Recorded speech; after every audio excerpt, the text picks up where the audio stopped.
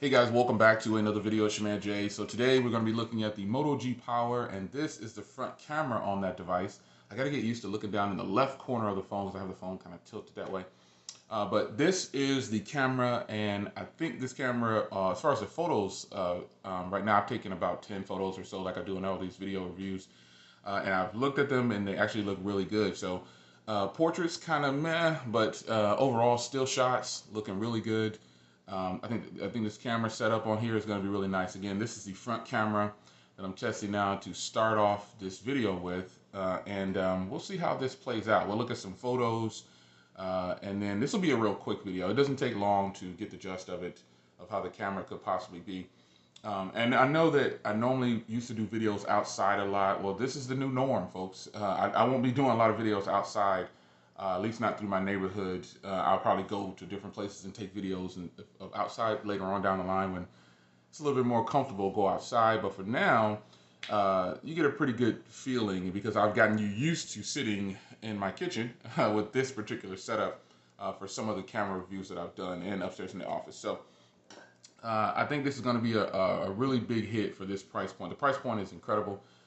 And wait until I give you the battery review. I'm still in the midst of testing out this battery.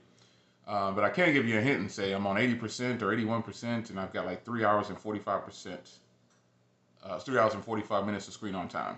81%, 3 hours and 45 minutes of screen on time. So that should probably beat out the V60 in the end if I push it all the way down. But we don't know yet. So anyway, this is the cameras. And let's take a look at the rear and see how the rear cameras look right here in the same setting. All right, guys, one thing I noticed that the rear camera has a really wide angle lens on it, just with the standard lens. This is just the standard lens. The wide angle lens, you'd probably be able to see so much. It's incredible. You probably can see my red bucket sitting back there, some shoes along the wall. You can see a lot with this camera.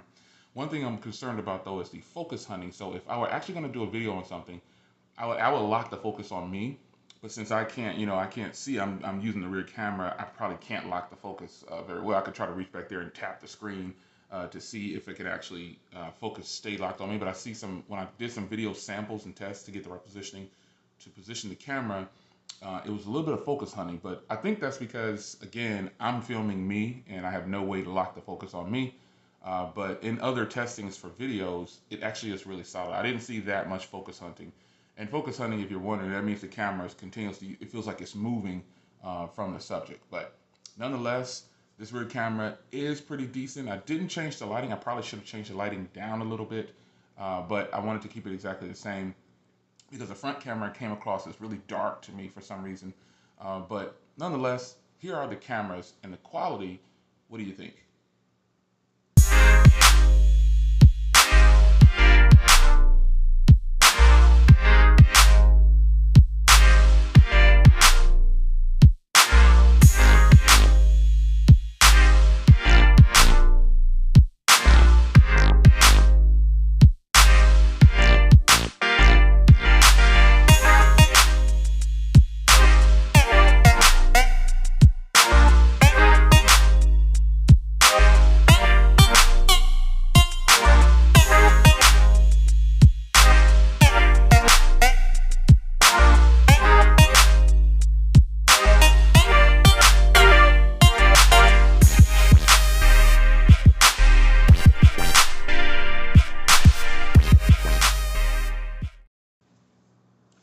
All right, guys, so there you have it. Real quick video. This video is probably less than 5 minutes or so, but it doesn't take long to get some feel of it. And again, I know it's almost unfair that I'm not shooting a lot of videos outside, but I'm not going out there. I have no reason to go outside. A camera needs to be able to handle itself in any situation. Like, what if this was my only thing I could do? I'd have to make adjustments. I'd have to do with what I have. And for what it is, folks, for 199 bucks, these cameras, you saw photos, you saw front video to start, rear video, and now this is back to the front camera. You can see that these cameras are totally worth the money, if you will. They're a really good set of cameras. Again, the focus hunting thing, that's just because I can't lock the focus on me. I could have someone else come and lock the focus, but if you're here alone, You don't have anybody to help you lock that focus. What do? Again, another real life situation. I could probably go around and lock the focus in the center and then come back and sit down, but there's no guarantee that it's going to work. So just giving it to you how I've done every other phone, by the way. Every time I've tested a phone and I did the rear camera, I didn't do any kind of focus locking. I just hit record and boom, use the volume button to hit record it once you get the good position for it. And then there you're off. You're on your way.